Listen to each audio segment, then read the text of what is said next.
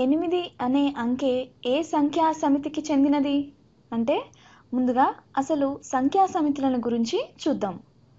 మొదటగా సహజ సంఖ్యలను చూద్దాం. సహజ సంఖ్యలు వీటిని మనం లెక్కించగలము. సహజ సంఖ్యలు అనగా లెక్కించదగ్గ సంఖ్యలు. వీటిలో సున్నాను లెక్కించము, సున్నాను ఈ సమితిలో కలపము. కాబట్టి సహజ సంఖ్యలు 1, 2, 3 and so on.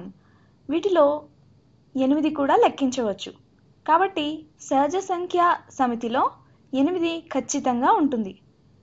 కాబట్టి 8 అనేది సహజ సంఖ్య సమితికి చెందినది. కాబట్టి 8 సహజ సంఖ్య టిక్ పెడుతున్నాను. తర్వాత పూర్ణాంకాలను గురించి చూద్దాం. పూర్ణాంకాల సమితి ఇది కూడా సహజ సంఖ్య సమితి వలె ఉంటుంది, కానీ సున్నాని కూడా కలిగి ఉంటుంది.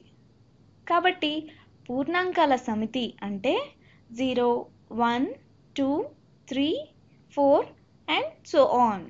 దీన్ని ఇలా కొనసాగిస్తే 8 కూడా వస్తుంది. కావున 8 అనే అంకె ఈ పూర్ణాంకాల సమితిలో కూడా ఉంటుంది. పూర్ణాంకాలని ఇంకో విధంగా చెప్పాలంటే ఋణాత్మక సంఖ్యలు కాని సంఖ్యలు. కాబట్టి 8 ఈ సమితికి చెందినది. అంటే 8 ఒక పూర్ణాంకం. ఇలా సమితి పరిధిని పెంచుకుంటూ పోతే కనుక మనకు పూర్ణ సంఖ్యల సమితి వస్తుంది. పూర్ణ సంఖ్యలు ఈ సమితిలో సున్నాతో కలిపి ధనాత్మక సంఖ్యలు మరియు ఋణాత్మక సంఖ్యలు ఉంటాయి. -3, -2, -1, 0, 1, 2, 3 and so on. మీరు నిశితంగా పరిశీలిస్తే గనక 8 ఈ సమితిలో కూడా ఉంటుంది. అనగా 8 పూర్ణ సంఖ్యల సమితికి కూడా చెందినది. కాబట్టి ఇక్కడ టిక్ పెడుతున్నాను.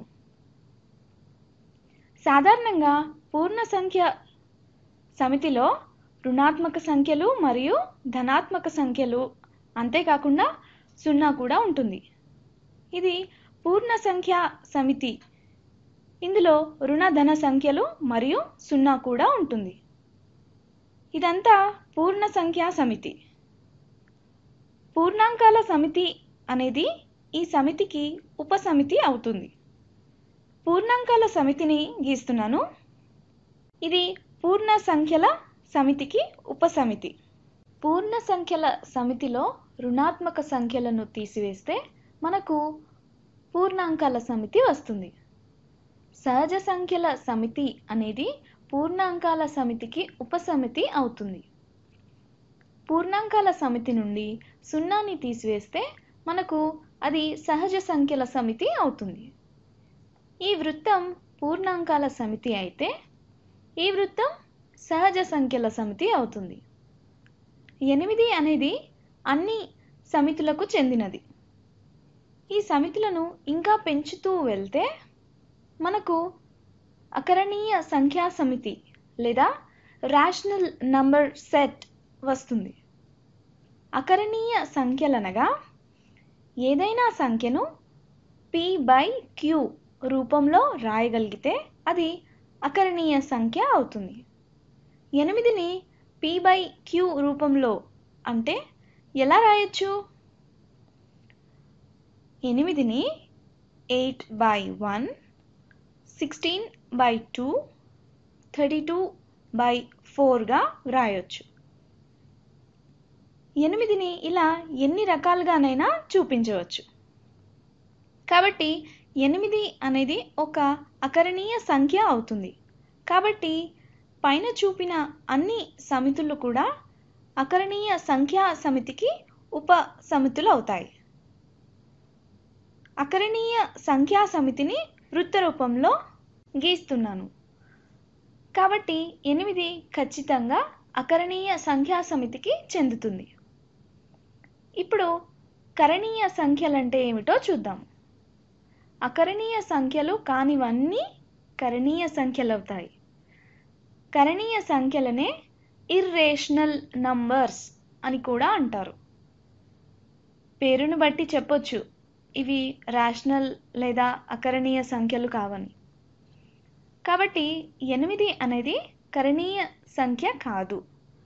కరణీయ సంఖ్యా సమితిని ఈ వృత్తానికి కలిపి గీస్తున్నాను.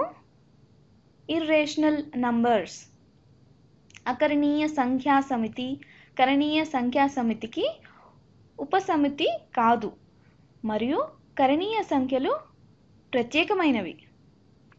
చివరగా 8 అనేది వాస్తవ సంఖ్యా సమితికి చెందినదా కాదా అనేది చూద్దాం.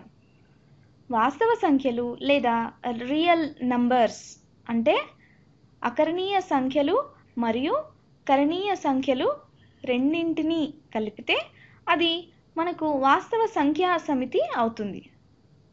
వృత్తంలో చూస్తే ఇదంతా కలిపి వాస్తవ సంఖ్యా సమితి అనవచ్చు. కాబట్టి 8 అనేది ఖచ్చితంగా వాస్తవ సంఖ్య. కాబట్టి 8 వాస్తవ సంఖ్యా సమితికి చెందినది. అంతేకాకుండా ఇది అకరణీయ సంఖ్య, పూర్ణ సంఖ్య, పూర్ణాంకం మరియు సహజ సంఖ్య కూడా అవుతుంది. కానీ 8 కరణీయ సంఖ్య కాదు. మరి అసలు కరణీయ సంఖ్య ఏమిటి, ఎలా ఉంటుంది? ఉదాహరణకు పై. ఇది చాలా ప్రముఖమైన ఉదాహరణగా చెప్పవచ్చు.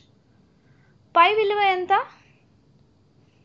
పై విలువ 3.14159 and so on.